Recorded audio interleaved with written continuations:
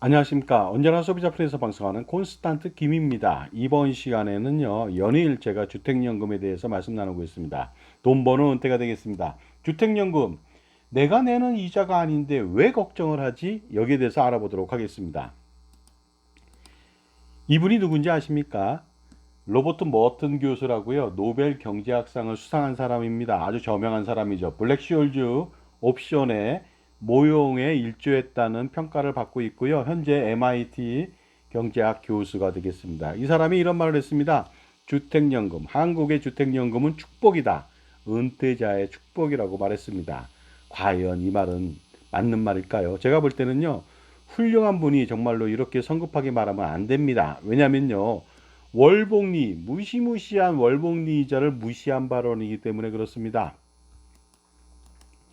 주택연금의 메리트는 분명히 있습니다. 주택연금의 장점이라고 한다면 내 집에서 편하게 살면서 따박따박 연금을 받으며 노후생활비로 충당하면서 살 수가 있다는 것이죠. 물론 이 연금은 대출입니다.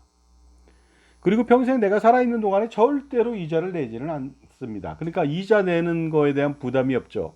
하지만 세상에 공짜가 어디 있습니까? 이자를 안 내니까 바로 고리대금업자의 어떤 횡포라고 말하나요? 이자의 이자를 물어야 되는 월복리 이자를 나중에 감당해야 된다는 것이 되겠습니다. 그러다 보니까요, 당장 먹기 좋은 떡이, 먹기 좋은 떡이 먹기도 좋다고요. 그냥 외상이라면 소라도 잡아먹는다고 해서 이자 안 낸다고 해서 무조건 편하게 생각하다가는 나중에 끊고 다칩니다. 물론 아무 생각 없다면 평생 이자 걱정 없이 살다가 돌아가시다가 나중에 집이야 뭐 넘기면 되겠자고 생각하면 아주 간단하게 끝날 수는 있습니다. 하지만 너무너무 아까운 거거든요.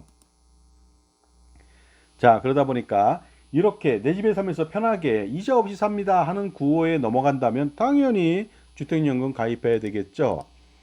하지만 그렇게 주택연금이 좋은 거라면 주택금융공사는 망해야 되는 거 아닙니까?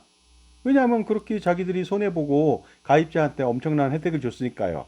하지만 과연 우리가 주택금융공사가 망한다고 판단할까요? 망하지 않을 겁니다. 절대로. 왜냐하면요, 자기한테 훨씬 더 유리하기 때문에 그렇습니다. 이자를요, 받으면은 유리합니다. 금융기관은. 하지만 이자를 안 받으면 더 유리할 수도 있습니다. 왜냐하면 월복리 이자로 감아서 복리의 복리 효과 있죠. 원금 플러스 이자에 붙는 이자가 엄청나거든요. 그러다 보니까 확실한 담보력이 있는 주택을 잡아놓고서 이자를 안 받는 겁니다. 그리고서 마지막에 이자 폭탄을 때려서 집을 가져가자는 그런 의도가 있다는 뜻이 되겠습니다. 물론 제가 볼 때는요. 어쩔 수 없는 상황이라고 말하겠지만은요. 저는 분명히 말씀드립니다. 그 주택 가격에 대해서 매년 산정을 다시 하고 서울이나 지방이나 별도로 다시 하고요. 매년 산정해서 올라가면 올라간 대로 더 주고요. 내려가면 내려간 대로 더 주고 그다음에 주택 그 연금의 금리는요. 농지연금처럼 2% 확정금리를 써야만 됩니다. 근데 그걸 안 쓰잖아요. 그렇다면 이것은 정말로 가입자들한테 축복이 아니라 재앙이 됩니다. 가령 제가 예를 들어 보도록 하겠습니다. 전당포에 고급 차량을 맡기고 돈을 빌리는 경우가 있겠죠. 물론 제가 이런 얘기를 들어봤어요. 자동차를 맡기면요 거의 95% 이상은 찾아가지 못한다고 하더라고요. 자기들이 폭리를 취합니다. 자, 시가 5천만 원 상당의 차를 맡기고 3천만 원을 받아갑니다. 이 정도도 못 받을 겁니다. 아마 한 1,500, 2천 받아가겠죠. 그런데 대부분의 사람들은 절대로 차를 되찾아가지 못합니다. 이유가 뭘까요? 바로 이자를 갚지 못해서죠. 이자 중에서 복리이자, 원금의 이자에 이자가 붙는 복리이자. 이것 때문에 절대로 그 자동차를 다시 가져갈 수 없다. 그렇다면은 전당포 주인은 정말로 놀랍게도 자동차를 팔아서 수익을 챙기게 됩니다. 자, 그런데 소중한 자동차인데 아깝지 않을까요? 차라리 처음부터 이 자동차를 팔았으면 5천만 원 받고 이자를 물지 않아도 됐잖아요. 근데 왜 5천만 원짜리 자동차를 전당포에 맡기면서 3천, 2천, 1,500밖에 못 받고 그 소중한 5천만 원을 다 날려야만 합니까? 그리고요. 고리대금업자한테 50만 원 소액 대출을 요새 많이 하거든요. 고액으로 하면 문제가 되니까 소액으로 대학생들, 가정주부 이런 데 침투하고 있습니다. 50만 원을 빌리면 선이자로 20만 원이나 뗍니다. 야, 황당하지 않습니까? 그리고 30만 원만 줍니다. 선이자는요, 7일 동안의 이자가 되겠습니다. 그리고 7일 동안의 원금을 갚아야 돼요. 50만 원을 갚아야 되거든요.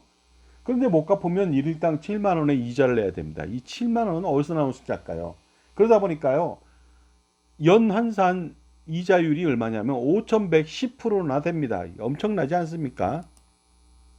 그리고 7일간 선이자를 연환산으로 할 경우 그것까지 포함한다면 연 8,353%의 정말로 살인적인 이자를 부담해야만 합니다. 그런데 고리대금업자 입장에서는 이자를 갚지 않는 게 훨씬 더 유리합니다. 그래서 일부러 고리대금업자가 이자를 받지 않으려고 잠시 동안 잠수를 타거나 전화가 잘 안 되거나 이런 경우도 있다고 하더라고요. 그래서 제가 볼 때는요, 이자를 갚지 않는 것은 최악입니다. 물론 고리대금업은 빌리는 자체가 최악이죠. 하지만 이자까지 내지 않는다면 이것은 최악 중에 최악이 되겠죠. 또한 고리대금업자한테 100억 원짜리 빌딩을 잡히고서 20억 원을 빌릴 수도 있습니다. 그러면 선이자 떼고 고리 이율로 급기야 나중에 빌딩을 날리게 되는 것은 자명한 이치라고 봅니다. 차라리 빌딩을 팔던가 아니면 월세를 전세로 전환해서 전세 보증금으로 활용하는 편이 훨씬 낫지 않았을까요? 그렇게 된다면 빌딩을 날리지 않았을 텐데 너무 쉽게 생각한 나머지 비싼 알짜배기 부동산을 날리게 되는 것이죠. 자, 우리가 여기서 교훈이 있습니다. 첫 번째, 헐값에 소중한 자동차를 날리면 안 된다는 교훈이 있겠죠. 그리고 중간에 이자나 원금을 갚지 못한다면 일복리, 월복리, 이자 폭탄을 맞는다는 거. 이것은 거의 핵폭탄급이다 보니까 이거 맞으면 안 된다는 그런 생각이 있겠죠. 물론 처음부터 거래하면 안 됩니다. 그 다음에 대출 받지 말고 다른 자구책을 만들었어야 되는 것이죠. 임대보증금을 활용한다든가 매각자금을 활용한다든가 이런 방법을 선택했어야 되는데 너무 쉽게 고금리, 월복리, 일복리에 자기의 소중한 자산을 맡긴 것이 가장 큰 패착입니다. 자, 그렇다면 주택연금은 어떨까요? 이런 교훈에 의해서 우리는 가입하지 말아야 되겠죠. 헐값에 주택을 잡히고 연금을 받는 구조입니다. 연금이 아니라 대출을 받는 겁니다. 65세 때부터 90세를 살아도 최초 26년 전 가입 시점의 집값의 75%도 제대로 받지 못합니다. 100세를 살더라도 36년 전에 집값의 겨우 100% 초반만 받게 됩니다. 그런데 왜 자동차와는 달리 집값은 오르지 않습니까? 그렇다면 자동차도 굉장히 뭐랄까 아까운데 집값은 자꾸만 오르는데 분명히 오른다고 보는 것이죠. 그런데 더 아깝지 않습니까? 규모도 엄청나게 크고요. 그런데 왜 주택연금에 가입하는지 모르겠습니다. 그리고요, 주택연금은 연금액이 평생 고정되어서 노후 생활을 하면 할수록 노후 생활비가 거꾸로 점점 줄어듭니다. 부족해집니다. 왜냐하면 물가 상승에 따른 연금의 현재 가치가 계속 떨어지기 때문이죠. 따라서 주택을 잡히고 받는 연금액이 형편없고 누계액도 엄청나게 형편없는 그런 상품을 가입하고 급기야 주택을 날리게 된다는 그런 결론에 도달하죠. 65세 때 받는 주택연금 200만 원은 2023년도 물가상승률 3.6% 가정 시 90세에는요 80만 원밖에 안 됩니다. 노후생활 되겠습니까? 100세 때는 56만 원입니다. 야, 이 정도라면 진짜 고려장 지내야 될지도 모르겠습니다.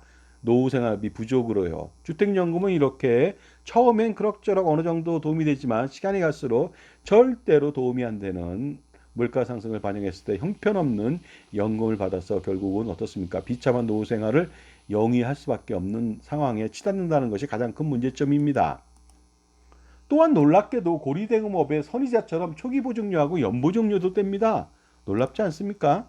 그런데 그 보증료가 월복리로 또 굴러갑니다. 이건 더 놀라운 일이죠.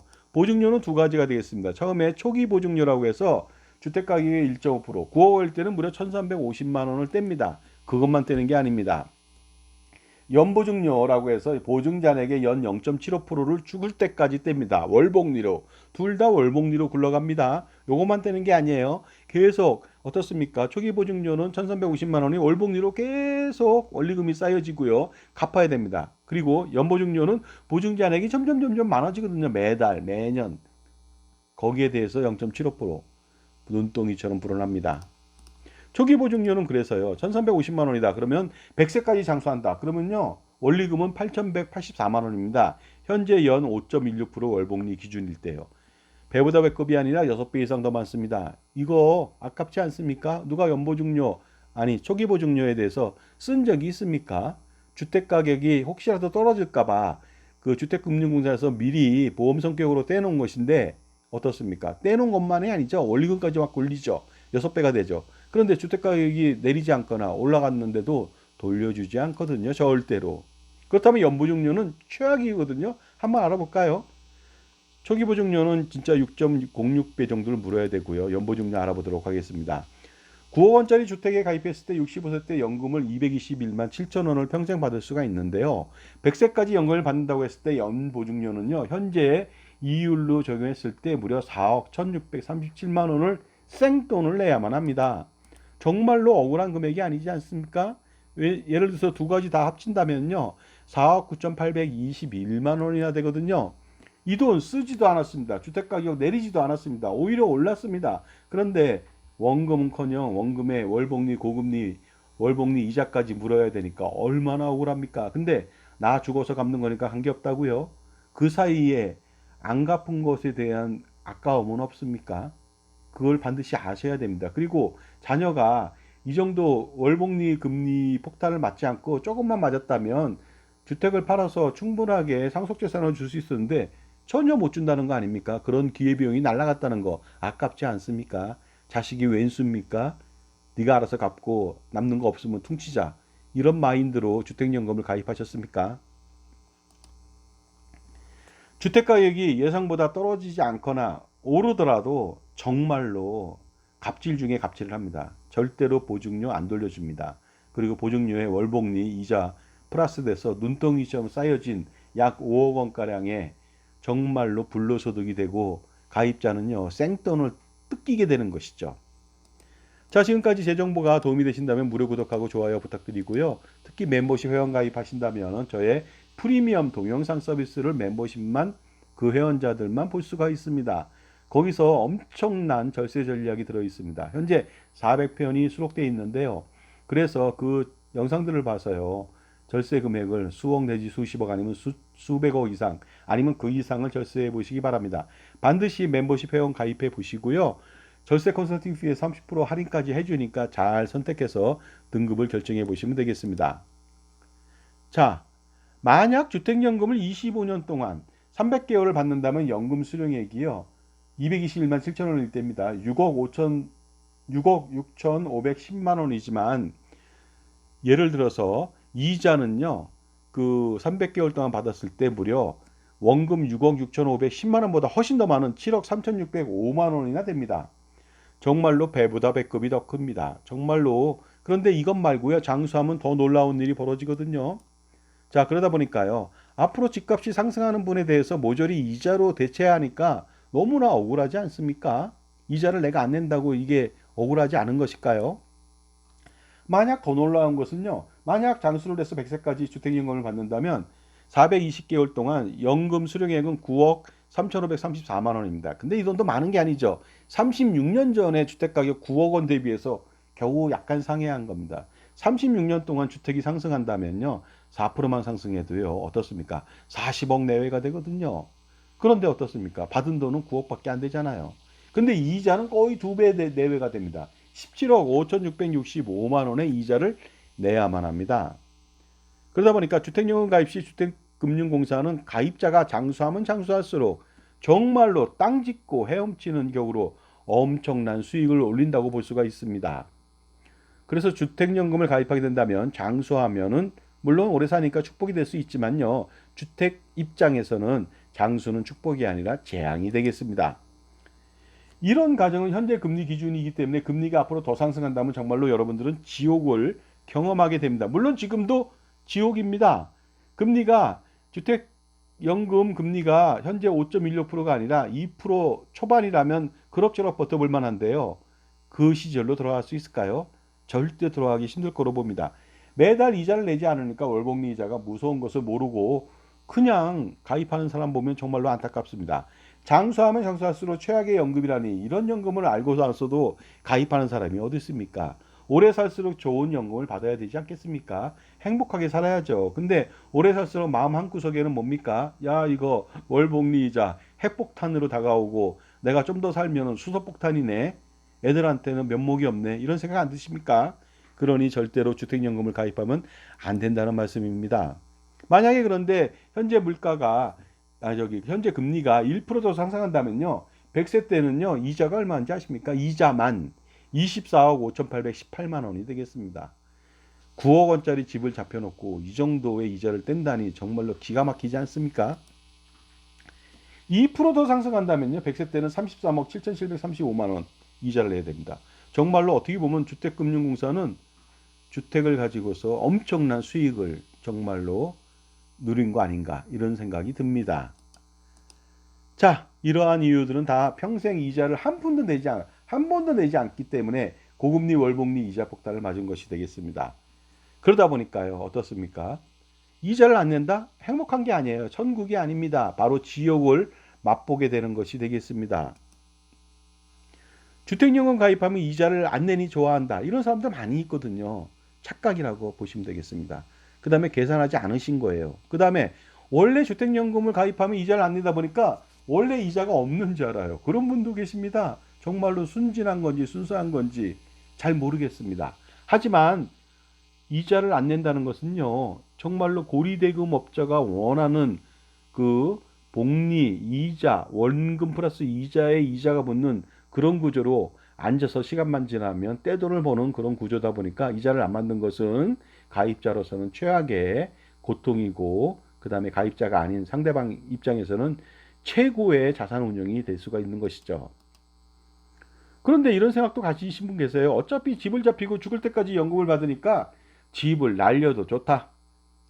그런데 여러분, 자동차 대출 받으면서 자동차를 날리면 아까워하면서 왜 그보다 더 훨씬 비싸고 더 소중하고, 그 다음에 자동차는 가격이 안 오르잖아요. 근데 내려가죠, 그 자동차는 오히려. 근데 집은 집값이 올라가는데 그것은 정말로 소중하지 않습니까? 아깝지 않습니까? 그런데 왜 자꾸만 이렇게 자기가 살던 소중한 집을 홀대하십니까?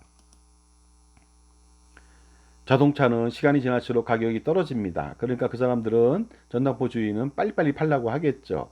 하지만 주택은 지속적으로 오르거든요. 그렇기 때문에 오래 살수록 굉장히 좋다는 그런 주택금융공사의 입장일 수가 있다는 것이죠. 그러니 더 아깝지 않습니까? 혹시 부모님이 목리를 부리는 거 아닙니까? 심술. 집을 자식한테 물려줄 생각이 추호도 없어서 에라 모르겠다, 조금 받더라도 너한테는 물려주지 않으마, 이런 아주 나쁜 고약한 생각에 목리를 갖고 계십니까? 아무리 그래도 이런 방식으로 자기 집을 자해해서야 되겠습니까? 대안이 있습니다. 주택을 임대하든가 전세 월세로 내주면 되겠죠. 그러면 집은 안 잃습니다. 하지만 임대가 안 된다면은요, 주택을 팔아서 다가구 주택을 사든가 단독주택을 얻어서 임대를 할 수도 있고요. 그리고 그것도 안 된다면 임대 차익을 노려서, 가령 서울에 살고 있는 사람이 그 아파트를 임대해 주고요, 전세 보증금 받아서 그거 가지고 그 뭐라 할까, 지방에 있는 대도시나 소도시, 이런 소도시로 가서 그 임대 차익 있잖아요. 가령 서울에다가 아파트 7억 원에 전세를 놓고서 자기는 천안이다, 수원에 3억 원짜리 전세를 산다면 4억 원의 임대 차익이 생기지 않습니까? 그거로 활용한다면 훨씬 더 효과적이죠. 그리고 중요한 것은요, 2년 단위로 또 임대보증금 올려서 받을 수 있지 않습니까? 그렇게 된다면은 평생 주택을 날리지 않아도 되고 이자를 내지 않아도 되거든요. 왜 이런 방법을 선택하지 않습니까? 그리고요, 임대차익이 만만치 않다면 주택을 매매하십시오. 서울에 있는 12억짜리 매매해서요, 천안에 가서 4억짜리 주택을 사면 8억 원 남지 않습니까? 그러면 천안도 좋은 지역에다가 주택을 샀다면 나중에 4억짜리가 10억, 20억도 되고, 어떻습니까? 이자 안 내고 차익으로 편안하게 생활하면서요. 이 방법을 쓰지 않습니다. 그렇게 한다면요, 정말로 이런 대안들이 많은데 주택연금보다 더 많은 노후생활비를 쓸 수 있고 현재 가치의 노후생활비를 쓸 수 있어요. 왜냐하면 현재 임대 차익이 만약에 4억 원이다. 근데 2년 뒤에는 1억 원이 또 붙으니까 어떻습니까? 현재 가치의 연금을 받는 것 같은 노후생활비를 쓸 수 있거든요. 그리고요, 정말로 자식과 정이 떨어졌어요. 정 자식한테 물려주기 싫으면은요, 그냥 이렇게 하다가 사회에 기부하세요. 훨씬 더 좋지 않습니까? 왜 굳이 주택금융공사한테 기부를 합니까? 기부 아닌 기부를 합니까? 이게 바로 가모니설이에요. 내 집에 편하게 살면서 연금 받으세요 하는 거. 여보, 이제 우리 애들한테 손 벌리지 말고 우리 힘으로 살아갑시다. 자립정신, 자주정신이 있는 것 같지만 그렇지 않습니다. 손해를 보면서 들어가는 구조예요. 그러니까 뭡니까? 불을 향해서 달려가는 불나방 같은 모습을 보이고 있는 것이죠. 그리고 살아가는 동안에 주택연금 가입하면 이자는 절대로 안 냅니다. 이게 좋은 말이 아닙니다. 절대로. 맞는 말이지만 좋은 말이 아니라는 것이죠. 이자 폭탄이 대신 기다립니다. 이 말을 하셔야 되거든요. 이 말 안 하는 것 같아요. 그러니까 많은 사람들이 이자는 안 내나 보다. 이자가 없는 거 아니야? 이런 생각, 착각에 빠지는 것이죠. 그 다음에 나중에 주택을 팔고 남으면은 그때 뭐 애들이 같이 뭐 남을 수도 있겠죠. 하지만 별로 안 남겠죠. 왜냐하면 이자, 고금리 월복리 이자 폭탄 맞고 나면 얼마나 남겠습니까? 그리고 혹시라도 주택 가격이 떨어져서 원리금을 갚지 못하더라도 모자라더라도 자식들한테는 손해가 없다. 자식들이 갚을 의무가 없다는 것이죠.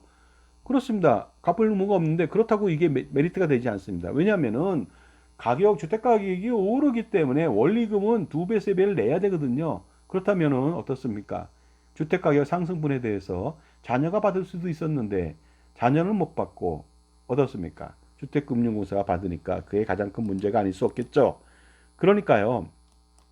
주택연금을 만약에 가입하신다면 가입하십시오. 이런 말씀을 드려도 가입한다면요. 지옥으로 가는 길은 선으로 포장됐다는 말이 있습니다. 그러니 주택연금을 가입해서 쾌속 질주를 하시면 되겠습니다. 하지만 꼭 이래야겠습니까? 죽으면 그만이고 그리고 끝인데 주택을 가져서 뭐해? 편하게 살다가 죽으면 그만이지. 이해가 됩니다. 하지만 어떻습니까? 같은 값이면 돈을 더 많이 받고요. 그 다음에 주택가격 상승분에 대해서 더 많이 받고 그리고 같은 값이면 돈을 남겨줄 필요도 있잖아요. 왜 그런 선택은 안 하시고 주택연금액 누계액이 상당히 저조하고 연금액이 고정돼 있어 현재 가치가 상당히 형편없고 결국은 집을 날리는 최악의 길을 가십니까? 이것은 정말로 장고 끝에 악수라고 하는데요. 정말로 이러시면 안 되겠다 이거죠. 김정일이라고 하는 독재자가 죽었습니다. 옛날에 김일성한테 잘 보이기 위해서 그 사람 어록이 있습니다. 우리 북조선을 유린한다면 그것은 지구 종말을 의미한다. 지구를 박살내겠다는 겁니다. 김일성한테 아부하면서 한 말이 있죠. 김일성이 좋아했겠죠. 야, 우리나라 북조선이 최고구나. 하지만 우리의 자녀 세대는 그러면 사라져도 된다는 말씀입니까? 지구는 주인이 없습니다. 모두 살다가 사라지기 때문이죠. 뒤에 살아오는 사람들이 잠깐 임대해서 사는 것이죠. 따라서 후손들한테 지구 남겨줘야 되겠죠. 왜 폭발을 시킵니까? 주택 남겨줘야 되지 않겠습니까? 반드시 남겨줘야 됩니다. 그러려면 어떻게 합니까? 주택연금 가입하면 안 되겠죠. 이자를 내지 않는다고 좋아하지 마시고요. 그리고 평생 편하게 산다고 해서 그것만 추구하지 마시고요. 대안이 있습니다. 자, 여러분들 이제라도 조기에 가입하신 분들 얼마 안 됐다 가입한 지 반드시 해지하세요. 그러나 10년, 20년 지났다면 정말로 해지하기 어렵거든요. 보세요. 왜 해지하기 어려운가? 그것은 바로 뭡니까? 이자를 감당할 수 없어서 해지를 못하는 거거든요. 그러니까 그런 일이 벌어지니 미리 빨리 해지하시고 그 다음에 주택연금 가입과 관련돼서는 얼씬도 하지 않는 것이 신상에 정말로 좋을 것 같습니다. 감사합니다.